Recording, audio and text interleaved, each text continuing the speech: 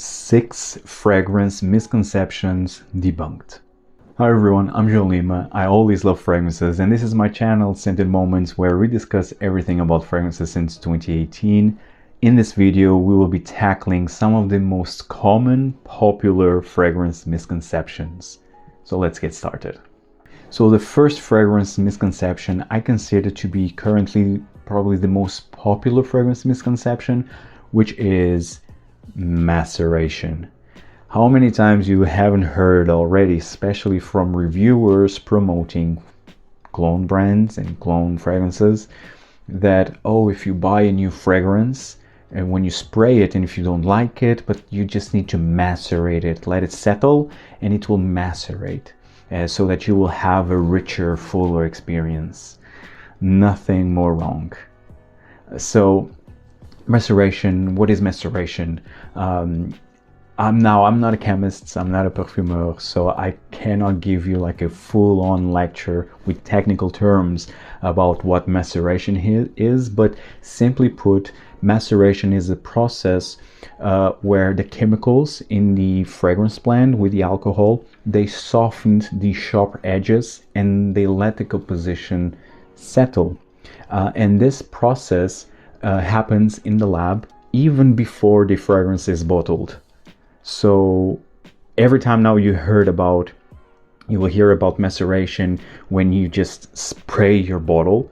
That's not maceration. That is oxidation. It's when the oxygen enters in the perfume inside the bottle, and that will definitely change the fragrance over time, not like in a couple of weeks. It's really over time.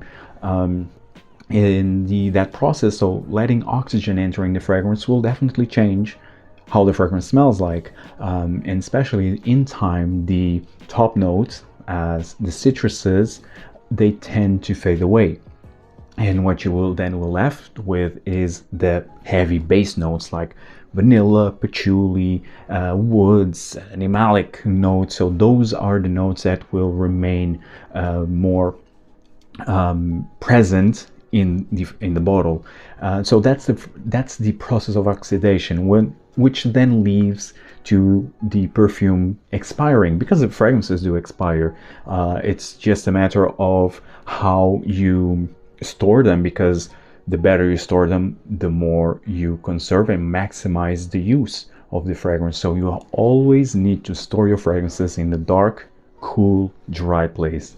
Always avoid sunlight, and definitely please do not store your fragrances in bathroom because of the temperature change. And also another great misconception that I saw frequently was people storing the fragrances in the fridge. Don't do that because it's humid, and it's very cold, humid, and it has, like, every time you are taking the bottle from the fridge, it's a major temperature difference. So you always need to avoid big temperature changes and always store them in a dry, cool place. Never forget about that. So I hope now you kind of have more of an idea what is maceration and what is oxidation. Again, this is the best that I can explain to you because I'm not in the field. This is just a way for me to simplify things, and I hope now you will know maceration happens in the lab. It leaves the elements of the fragrance composition to settle, to soften the sharp edges, and this process happens way before the fragrance is bottled. So every time now, if you will hear a reviewer that you need to let the fragrance settle, just maybe avoid that fragrance, because in the end, especially talking about cologne brands, you don't know the process that they took, if they had any quality control process, you don't know. So if you hear again anything like that, just avoid that fragrance, simply put. Just love your skin more and try fragrances for more renowned brands. Now let's talk about a major misconception and a sensitive topic: reformulations, and specifically that reformulations are always bad. I think that's a big misconception. Now, reformulations do happen, they exist, and of course if we are talking about fragrances that exist for over 50 years, over 100 years, of course nowadays they will be completely different. I mean, the scent DNA is still there. as close as possible, but in terms of ingredients and everything, it will be different. Now, are all reformulations bad? No, not at all. Because another thing that we need to take in consideration is that fragrance brands, they don't reformulate just for the kicks of it. They reformulate because there are regulations that are currently updated, and there are ingredients that yearly are either banned or the use it needs to be in a shorter quantity. And of course, you have cases where fragrance brands just reformulate, water down, and save money. But as well, other times fragrance brands also reformulate because of the harvesting is not sustainable, both financially and environmentally. So there are many factors to consider when reformulation happens. And also, another thing is, every time a brand changes the bottle, immediately we think that, oh, it was reformulated. That's not always the case. For example, Guerlain changes their bottle presentation currently. But I mean, if I would count one fragrance that maybe it smells very different from the original, I mean, it's a lot. Because in the end, they really preserve their fragrances. For example, Gourmand Coca, just to give you an example, Gourmand Coca, which is now Fève Gourmand. I had Gourmand Coca, unfortunately it was stolen from me in the airport, directly from my luggage. And now I will have Fève Gourmand.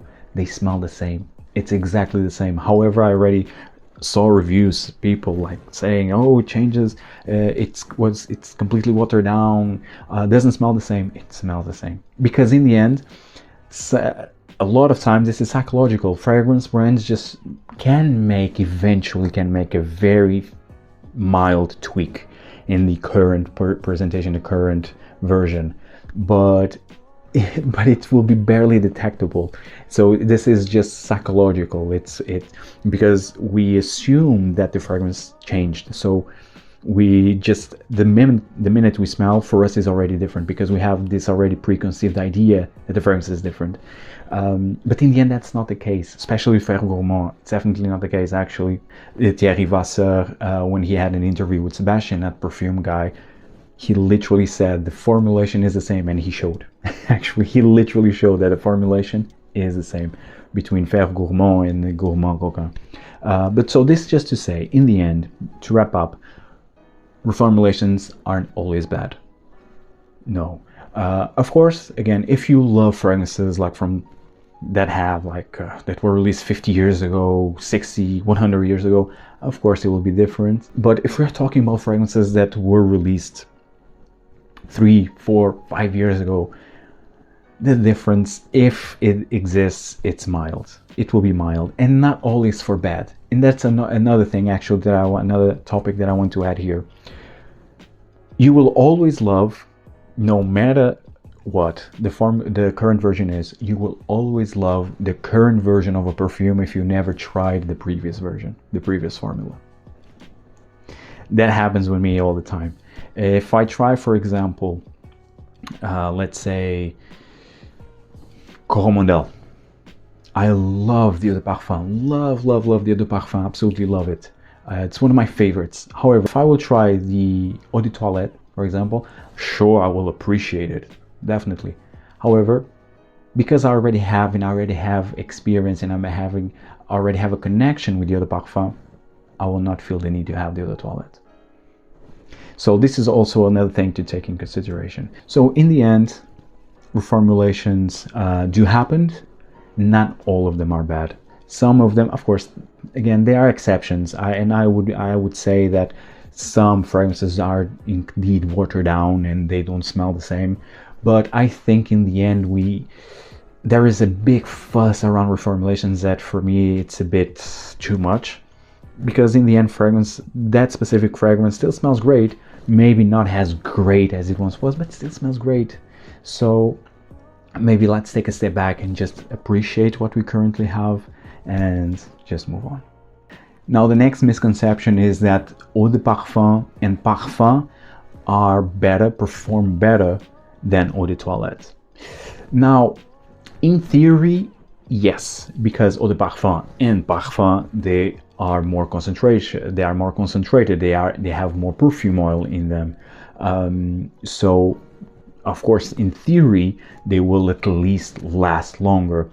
But that's not always the case, though, when compared with the other toilettes.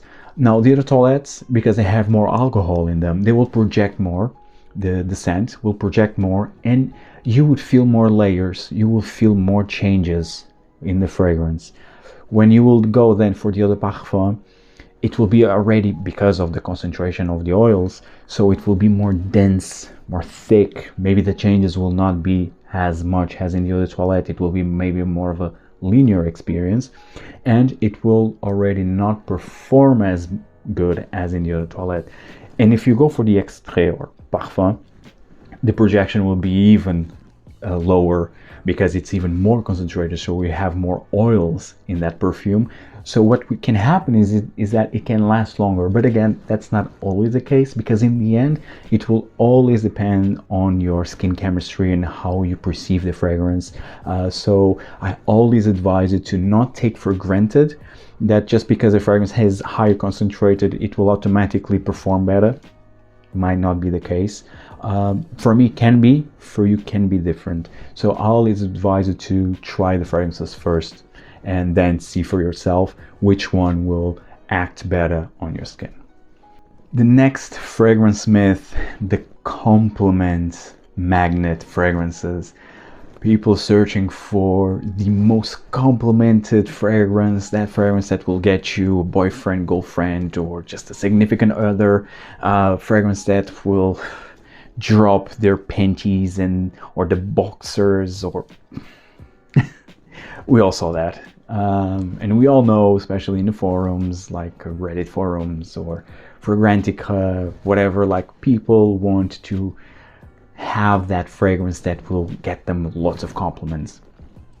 Fragrances will not make you look as the last cookie of the desert. First of all, you need to take care of yourself. You need to groom yourself. You need to have a proper, skincare routine, yes or no, but in the end, you just need to eat well, drink water, exercise, and just have some nice clothing, and the fragrance then comes later. It's like the cherry on top that will then enhance all of your visuals or all of your look, but it's not the fragrance that will make everything and everyone melt. It's also about your personality. It's how you look, it's how you behave, how you talk in public.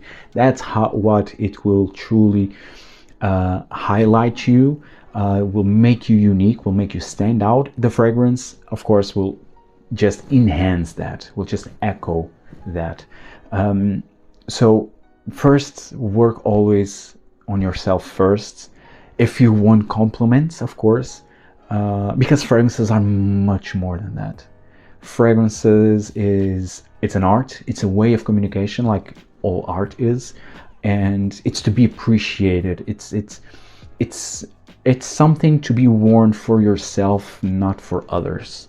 And in the end, the compliments, it's a very frugal thing that everyone now searches, but you maybe are missing the point. You are missing true masterpieces just to chase compliments that will be maybe meaningful in those seconds that you get, but then that will be it.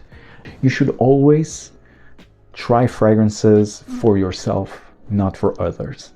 And then the compliments will come.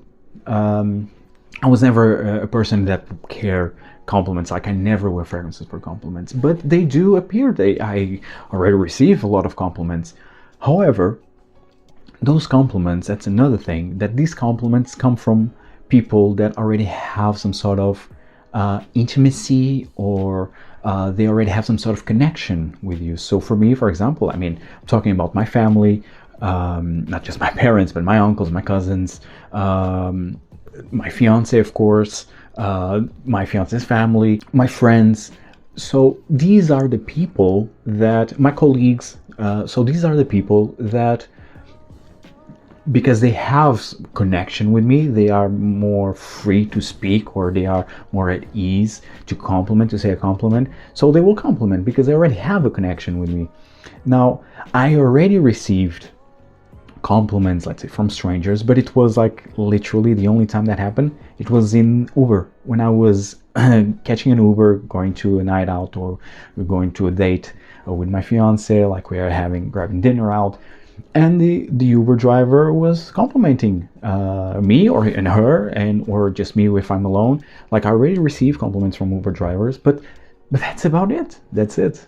Because we have, at the moment, it's a close space, and it's just me and that person specifically, and sometimes we chat. And then they give a compliment, but that's it. So this just saying that there's no such thing, at least in my experience. I don't know, maybe other people did have that experience, but for me, and I never heard any story from my friends or whatever, that there is a stranger chasing them on the street just because they were wearing this amazing fragrance. That doesn't happen in the real world. I mean, at least it's very, very, very rare to happen. So don't expect that to happen. There's no panties that will drop. There's no boxers that will drop just because you're wearing a fragrance. Absolutely not. So always take that in consideration, and just appreciate fragrances for yourself. Think about compliments. It's something that it's really necessary. They might come and they might not come. What really matters is that you feel good with yourself and you feel good with the fragrance that you're wearing. The next misconception: gender-specific fragrances. Now, I'm always saying this, fragrances do not have any gender. You have fragrances, if you go into any department store, fragrances for men, fragrances for women. Forget about that. That's just marketing.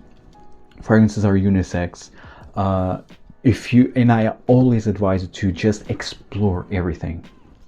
Don't let just society standards judge you on if you go to the woman's aisle to try like Chanel's Coco.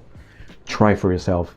Don't let others judge you. Try it, because maybe you will love that fantastic fragrance, which it is. For me, it's a bit hard to wear because I get a lot of ylang ylang, and I do not get along with ylang ylang. But it's just an example. Try all the fragrances, the maximum fragrances that you can, for women or for men, because you might enjoy florals. You will discover that maybe you enjoy jasmine, or you enjoy tuberose. You have so many great fragrances like Dior's Poison or Poison, which is like probably the reference in terms of designer, mainstream designer fragrances with tuberose. You have Yves Saint Laurent's Opium for Women, which is amazing, and so many other amazing classic, timeless classic fragrances, and even some modern. I mean, from Hermès, you have the Eau de Merveille line, amazing.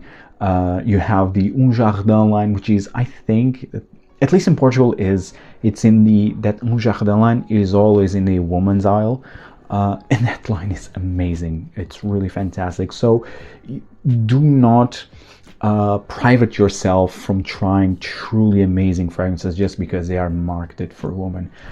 And the same happens in the guys.